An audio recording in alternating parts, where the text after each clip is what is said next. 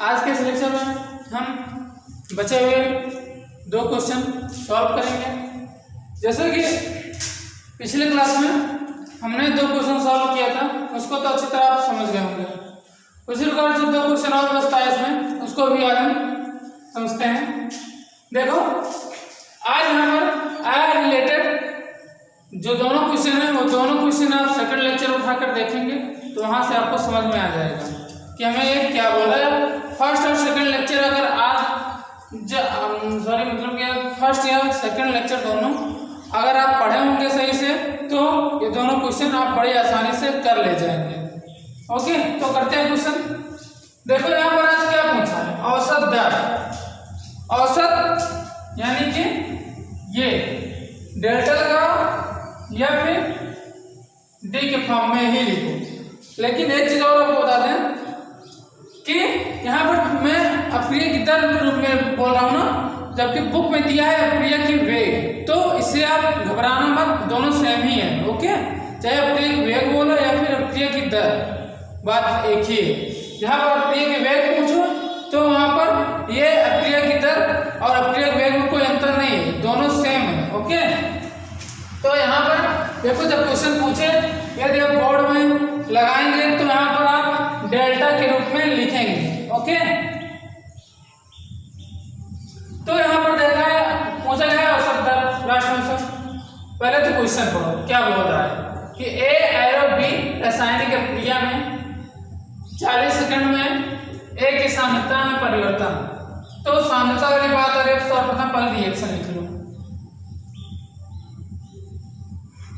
Okay, अब क्या बोल रहा है, ए की सांद्रता में परिवर्तन कितना हो रहा है, 0.004। तो सर्वप्रथम t बराबर 0 पर तो इसकी सांद्रता कितनी होगी, ए। ओके, फिर क्या होगी इसकी 0, फिर t बराबर कितने टाइम पश्चात, 40 सेकंड पश्चात। 40 सेकंड पश्चात इसकी सांद्रता क्या होगी, a माइनस x, इसकी सांद्रता क्या होगी, x। ओके, इतनी बात आ गई समझ में। अब औसत अप्रिय की दर क्या बोले थे, क्रिया कारक या फिर औसत अप्रिय की दर क्या थी, क्रिया कारक या फिर उत्पाद की सांद्रता में परिवर्तन अपान परिवर्तन होने में लगा समय ही औसत अप्रिय की दर होती थी। तो एक रिस्पेक्ट में औसत अप्रिय क्या होगी या फिर औसत अप्रिय की दर क्या होगी, यहाँ पर आएगा सर्वप्रथम तो माइनस, उसके बाद कोष्ठक a माइनस एक्स माइनस ए अपान परिवर्तन लगा समय t। इतनी बात आई समझ में, किसके रिस्पेक्ट में, a के रिस्पेक्ट में। ओके, यहाँ पर देखो, सॉरी क्वेश्चन यहाँ पर माइनस में दिया है, ध्यान देना। तो हम यहाँ पर अब क्या करेंगे, अब यहाँ पर क्या पूछ रहा है, 40 सेकेंड में ए की सांद्रता में परिवर्तन, हमें क्या दिया है, परिवर्तन अर्थात डेल्टा आर डी। ओके, तो परिवर्तन बोल रहा है, तो परिवर्तन क्या हुआ था, सांद्रता टी जब 0 था तो सांद्रता a थी और t समय पश्चात सांद्रता a माइनस x, अर्थात परिवर्तन a minus x minus a, अर्थात a माइनस x में से a घट रहा है, जो कि ये परिवर्तन शो कर रहा है। इतनी बात आ गई समझ में। ओके, हमें यही वैल्यू दिया है। अब ये क्या दिया है, -0.004 अपान समय t कितना दिया, 40 सेकंड। तो यहाँ से आ जाएगा, ये तो ये कट जाएगा, 0.004 अपान 40 कितना हो जाएगा, ये आ जाएगा 1 × 10⁻⁻4 मोल लीटर इनवर्स, और क्या होगा सेकंड इनवर्स। ये आ गया आपका आंसर। ओके, कोई प्रॉब्लम तो नहीं होनी चाहिए। एक चीज और देखें, हमने पिछली क्लास में शायद आपके थर्ड क्वेश्चन में जो यहाँ पर हम जैसे सेकंड लिखे ना मात्रक में, वहाँ मिनट के रूप में हम आपको बताए थे कि मतलब r बराबर x था अपॉन t, तो यहाँ पर t का मान हम मिनट में रखे थे, तो जब यहाँ पर मिनट के रूप में रखें तो उसी के फॉर्म में इसका जो यूनिट होती है इसका वही मिलेगा। अगर मिनट के रूप में तो यहाँ पर लिखेंगे मोल लीटर इनवर्स मिनट इनवर्स।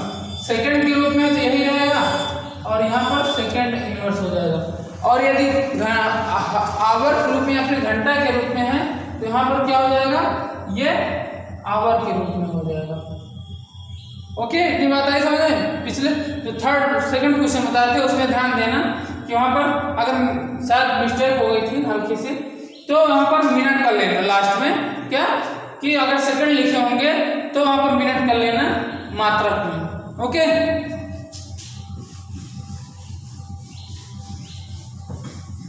उसी प्रकार हम देखते हैं इसमें इस क्वेश्चन की कोई प्रॉब्लम नहीं होनी चाहिए। आगे नहीं बात समझ में। यहाँ पर क्या दिया था, परिवर्तन अर्थात t समय पश्चात और t समय में, अर्थात जब t समय पश्चात 40 सेकंड में अब इसकी क्रियाकारक की सांद्रता माइनस t बराबर 0 सेकंड में अब क्रियाकारक के सांद्रता को माइनस करेंगे तो वही परिवर्तन होता है। आपको पहले ही क्लास में बता दिए थे। और देखो फिर इस क्वेश्चन क्या हो रहा है, a से b में b की सांद्रता, अब यहाँ पर भी b की सांद्रता की बात कर रहा है, तो सांद्रता वाले फॉर्म में सर्वप्रथम तो हम रिएक्शन लिखेंगे। ओके, इतनी बात आ गई समझ में। अब हमें यहाँ देखो ये आधे घंटे अर्थात आवर के रूप में दे रहा है, t बराबर 1.2। हम इस क्वेश्चन में आपको आवर के रूप में ही बताएंगे, मिनट सेकंड में इसको नहीं बदलेंगे। ओके, नहीं तो आप कहेंगे कि क्वेश्चन आंसर में कुछ है और कुछ दोनों बताएंगे, फिलहाल मिनट में भी चेंज करके बता देंगे, डोंट वरी। तो देखो b की सांद्रता क्या हुआ है, शुरुआत में t बराबर 0 पर इसकी सांद्रता a, इसकी सांद्रता 0 रही होगी ना। उसके बाद क्या बोला कि आधे घंटे में 0.20 मोल लीटर इनवर्स बढ़ जाती है। पहले बात तो t समय पश्चात हाफ आवर लिखे हैं, यहाँ पर इसकी सांद्रता a माइनस एक्स हो जाएगी और यहाँ पर इसकी सांद्रता x। इतनी बात समझ रहे हैं ना। तो अब x दिया है तो औसत अपक्रिया की दर पूछ रहा है, किसके रूप में, b के रूप में। तो b के रिस्पेक्ट में औसत अपक्रिया की दर क्या होगी, यहाँ पर होगा r बराबर प्लस क्या हो जाएगा ये x माइनस 0 अपॉन t। इतनी बात आई समझ में। ओके, ठीक है। अब देखो अब यहाँ पर क्या बोल रहा है, आधे घंटे में 0.20 मोल लीटर इनवर्स बढ़ जाती है, अर्थात इसकी यही इसकी निर्माण की दर है, निर्माण होने की प्रवृत्ति है, कि मतलब कि ये इतने आधे घंटे में ये 0.20 इसकी सांद्रता बढ़ जा रही है, अर्थात ये इसकी निर्माण वाली प्रवृत्ति है। तो यहाँ पर x हमें दे दिया है क्या, 0.20। पहले तो शून्य थी, अब जब 40 सेकेंड सॉरी आधे घंटे बाद रिएक्शन देखी गई तो इसकी सांद्रता क्या हो जाती है, शुरुआत में 0 होगी, 0.20 बाद में होगी जो कि यहाँ पर दिया है। जब 0 रही होगी, अगर 0.20 में बढ़ जा रही है तो मतलब उसकी क्या है, वो 0 से 0.20 पर आ गई तो वही उसकी x होगी। आई बात समझ में। तो अब हम यहाँ पर लिख देंगे 0.20 माइनस x अपॉन t, कितना दिया है, हाफ आवर। यहाँ पर क्या आ जाएगा, ये आ जाएगा r बराबर ऊपर जाएगा 0.40 mole litre inverse and hour inverse. ये आपके किताबी भाषा के रूप में।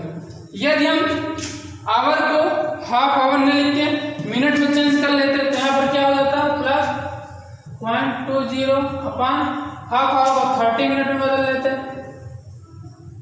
ओके, तो यहाँ पर हम क्या लिख सकते थे, इसी को सॉल्व कर लेते हैं, जो फाइंड आएगा आंसर। तो यहाँ पर मात्रक क्या हो जाएगा, मोल, लीटर इनवर्स, मिनट इनवर्स। और 30 मिनट को अगर सेकंड में चेंज कर ले तो तिहाई पर मात्रक यहाँ पर क्या आ जाता है, सेकंड इनवर्स। ओके, आई बात समझ में। तो हमने जो आपको क्वेश्चन दिए थे 3, उसको आप सॉल्व कर लो, सॉल्व हो जाए तो बहुत अच्छी बात है। अदरवाइज हम लेसन एंड होने के पश्चात हम आपको लगभग प्रयास करेंगे सभी क्वेश्चन आपको बताएं, लेकिन सभी क्वेश्चन आप पहले खुद से कर लीजिएगा, आपको ज्यादा फायदेमंद रहेगा। ओके, ठीक है।